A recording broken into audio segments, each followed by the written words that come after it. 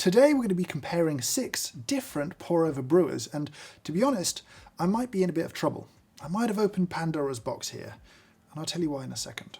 Now, I've been accumulating brewers here in the studio slowly. I've backed some on Kickstarter, for example, and others I've just bought out of interest, and it seemed impossible to do 6 different reviews for each of them. You know, there's so many things I want to review, so many videos I want to make, so I thought, why not do a nice little comparison? Take 6 of them, brew them all together and see what happens. And then I started to think about it. And then I thought, how do you compare 6 different brewers? 3 of them use kind of flat-bottomed wave-style filter papers. 3 of them use cone-style filter papers. They're different brewers. So can I even compare the two? And what grind size should I use? What recipe should I use? What technique should I use? These are all questions that start to bother you if you're trying to come up with some sort of comparison between all these things. But to start with, let's just run through what we've got here on the table. Starting over here, we've got the Espro Bloom. Here, we've got the April pour-over set. Now, this is not just a brewer. This does come with a cup. There's a lid for the cup, a saucer for the cup as well. Here, we've got the Stag X brewer from Fellow with the little carafe here as well. Here, we've got the Origami dripper, the Cafec flower dripper, which is very pretty. And then here in the end, one you may not know, it's from Shao Coffee, and this is their 50-degree dripper. An interesting little pour-over brewer as well. Now, in terms of thinking about brewer design, I think there are probably 4 key elements that we're thinking about and that are going to vary across these brewers. Firstly, and quite easily, is material choice.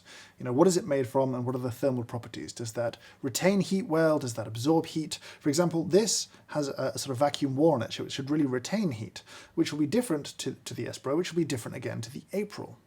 And then, again, most obviously, you've got bed shape or bed geometry. These are designed to be more kind of flat-bottomed brewers where you have a sort of flat bed of coffee, which requires you be very even in your water delivery. Here, you've got cone-shaped beds, and those are a little bit different. It seems possible to get even extractions from these, but the geometry is different. Thirdly, is what I would call brewer resistance. If you think about a kind of classic brewer like the Kalita brewer or the Melita brewers, they often had 3 small holes at the base of the brewer that would, to some extent, restrict the flow of the water out. This might be useful if your coffee is a little bit coarsely ground, and it would help sort of increase your contact time.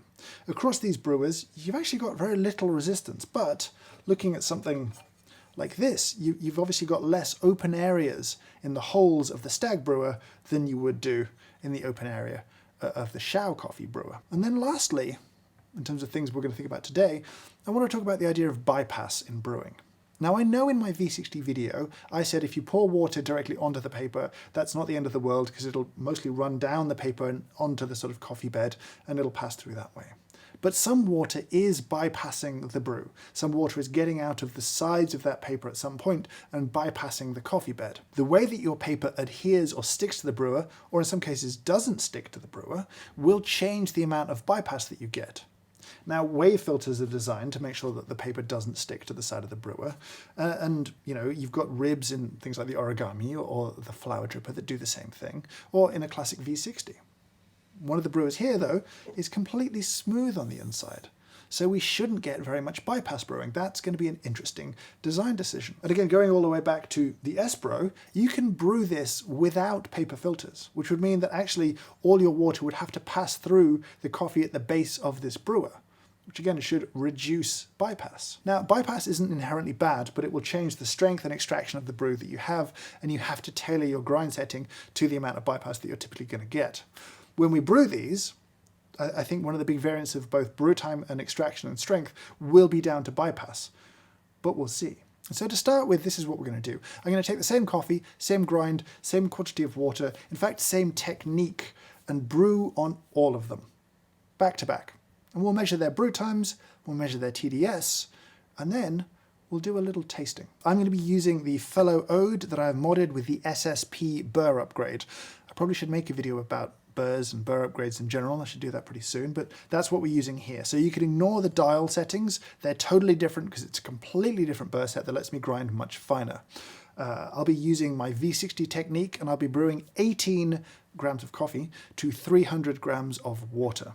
And I'll aim for the same pour time, the same kind of flow rate as I pour across all of the brewers. Now, before we get on to that, just a quick note on filter papers, because that's inevitably a big deal. Now, most of them, not all of them, use custom filter papers. So, for example, Espro make their own specific shape. You can use this brewer without papers, but for the sake of consistency, I'm going to use their papers. Kalita style papers, or Kalita papers, work in the April brewer.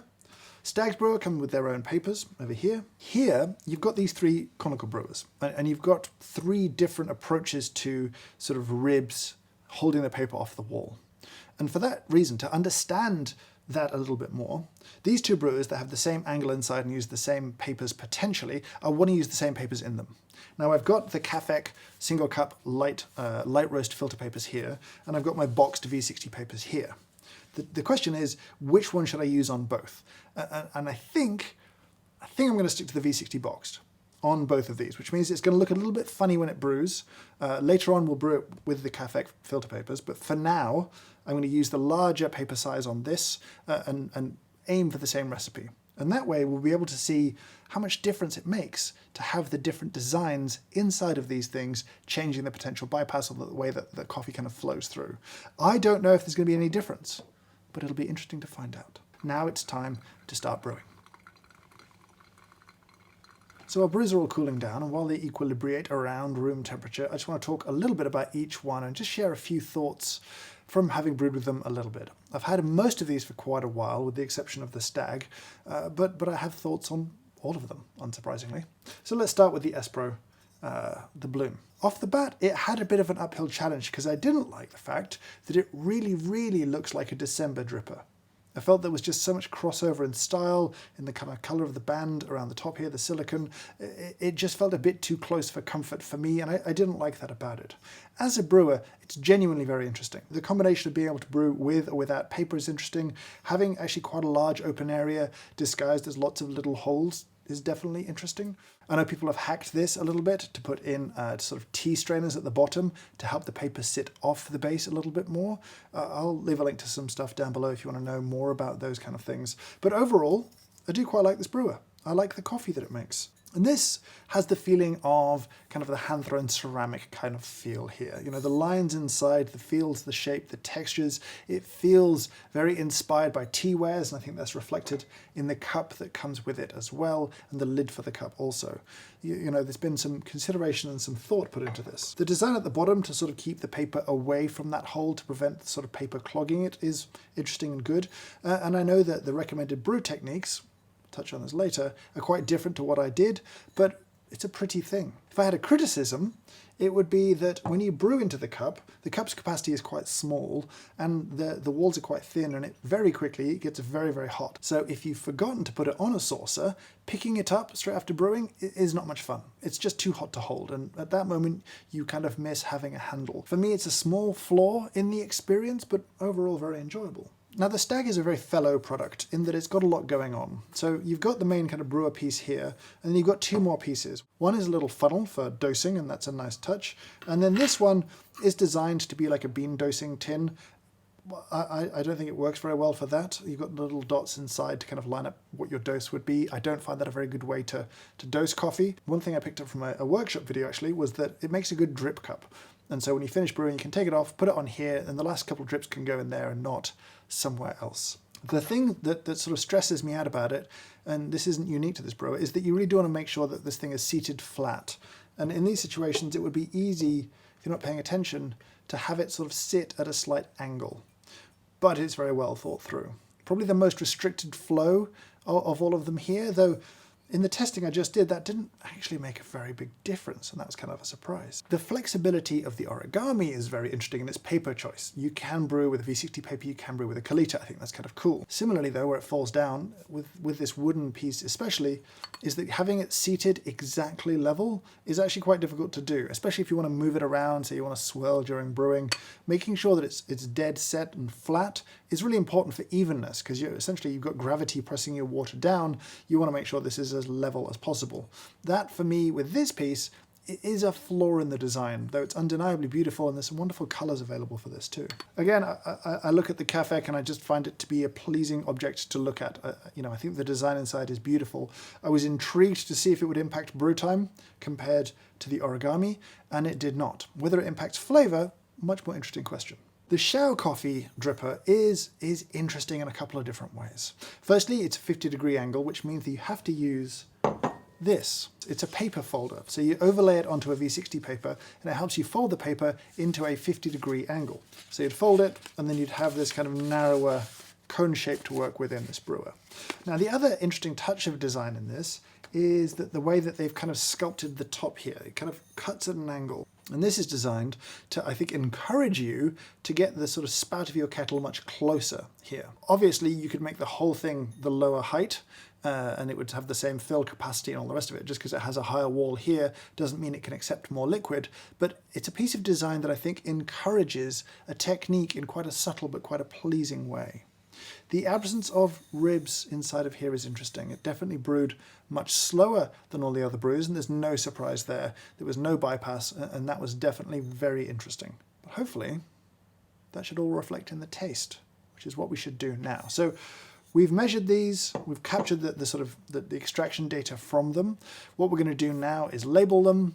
They're going to get mixed up while I'm not looking, and I'll come back and I'll taste and I'll share some thoughts with what I'm tasting. Tastes like something that actually didn't go quite right. There's a little astringency here. It doesn't taste like a flaw in brewing. It just tastes like something is slightly odd in that cup. This bowl is quite pleasant. It feels a little bit empty compared to some of the others. This one kind of similar, to be honest. It is pleasant. It doesn't have a high strength kind of to it, but it's enjoyable. I'm certainly enjoying the coffee that comes from it.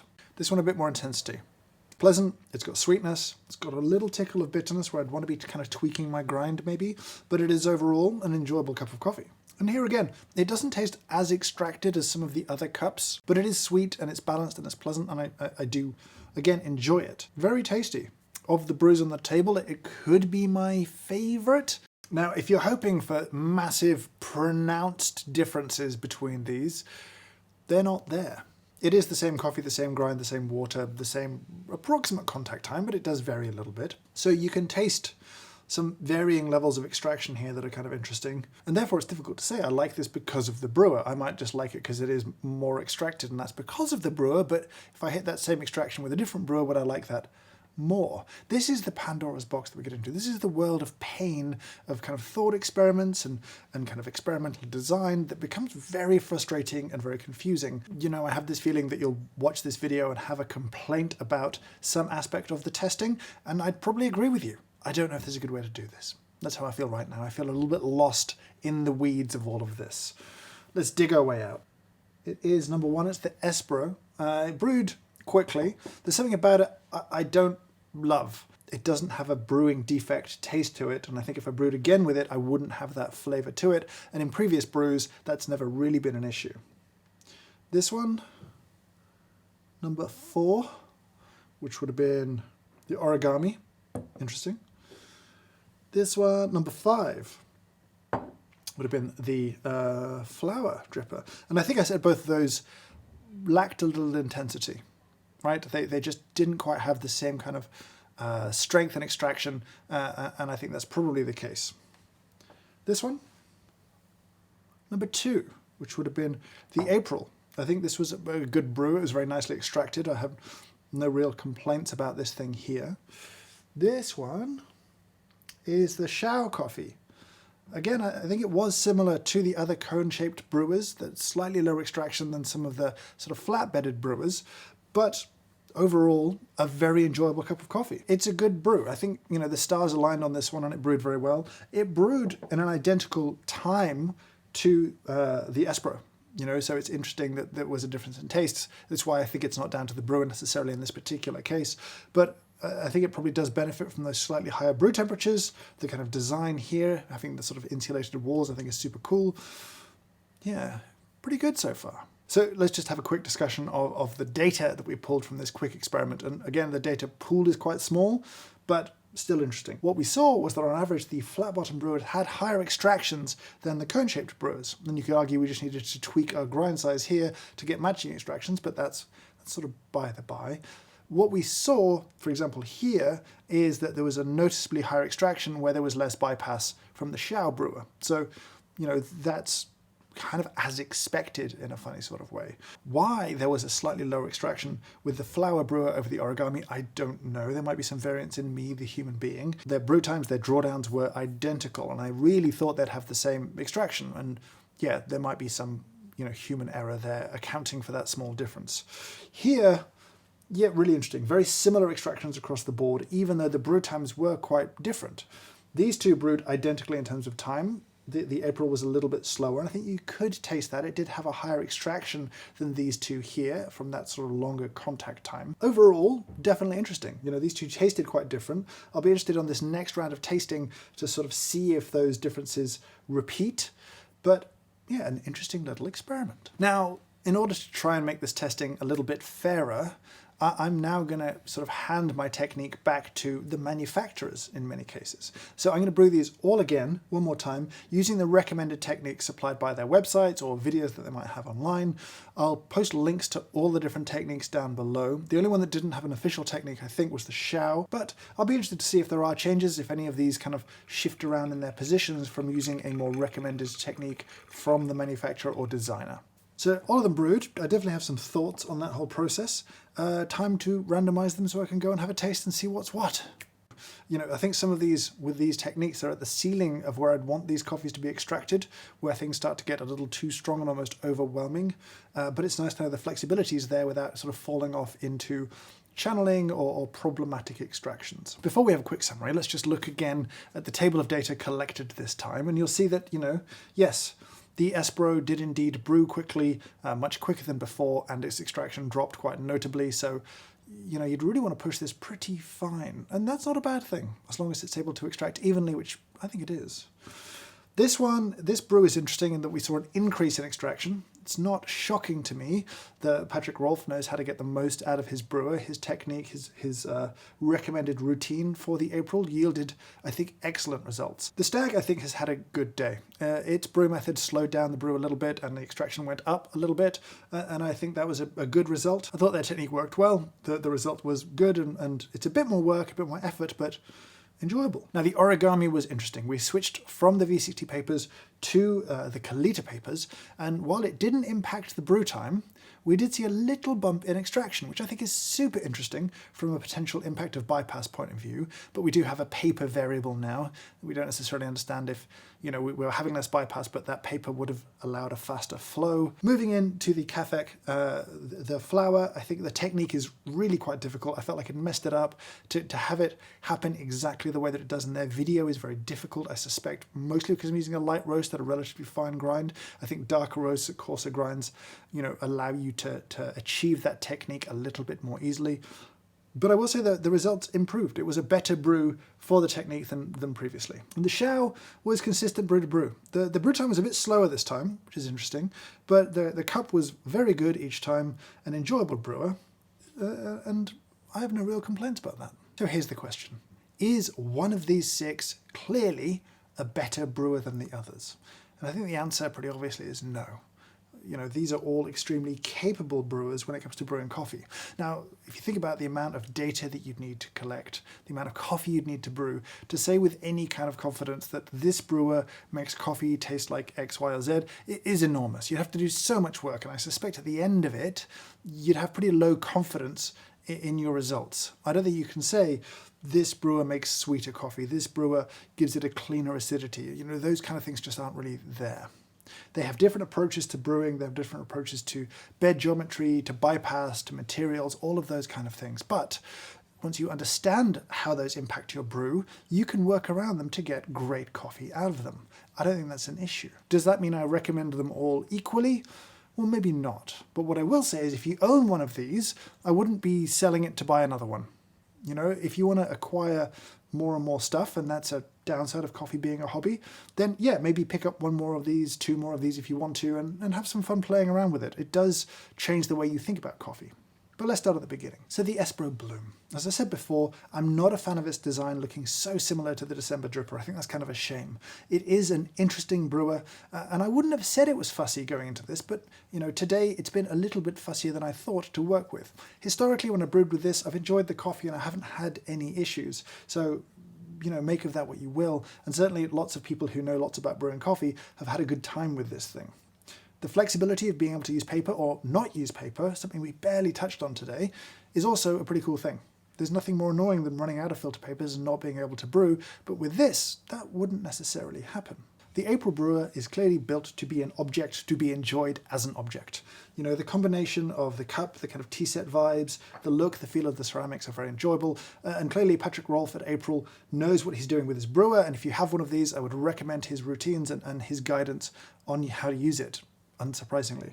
He's got a good channel and you should go and check it out. I wish the cup was a little bit bigger.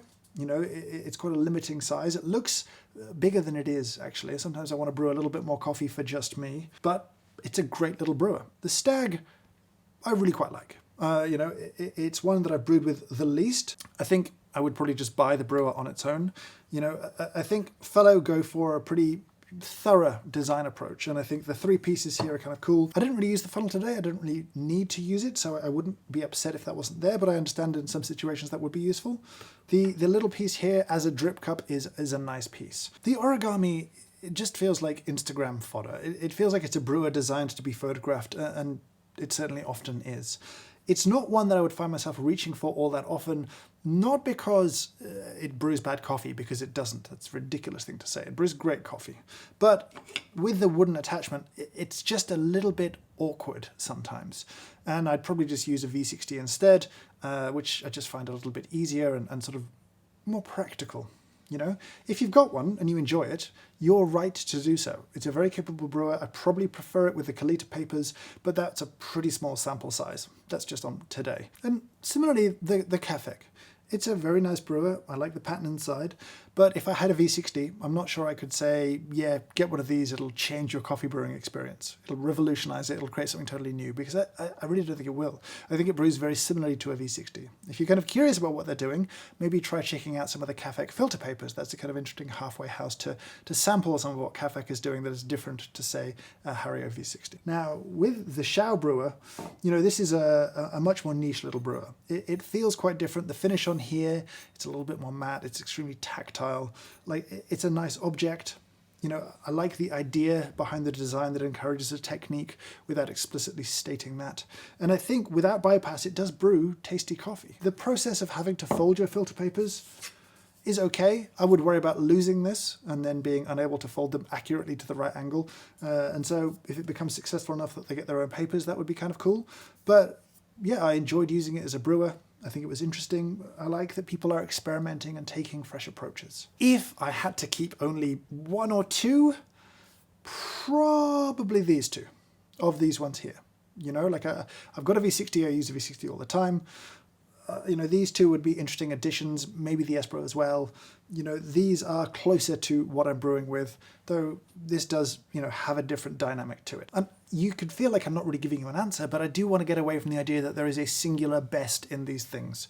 There's going to be one that fits your budget, fits your lifestyle, fits the design of your kitchen, fits how you want to make coffee in the morning. Now, as always, with things I review, I don't get to keep them. These go to my Patreon backers who support this channel and allow me to go out, back these things on Kickstarter, buy these things online, and review them as honestly as I can. But now I want to hear from you down in the comments below. Which brewer was missing? Which test was missing here? What experiments would you want to see comparing different pour-over brewers like this? I would love to hear from you down below. There's links to everything we talked about, links to the brewers, links to techniques, all that good stuff. It's in the description. But for now, I'll say thank you so much for watching. I hope you have a great day.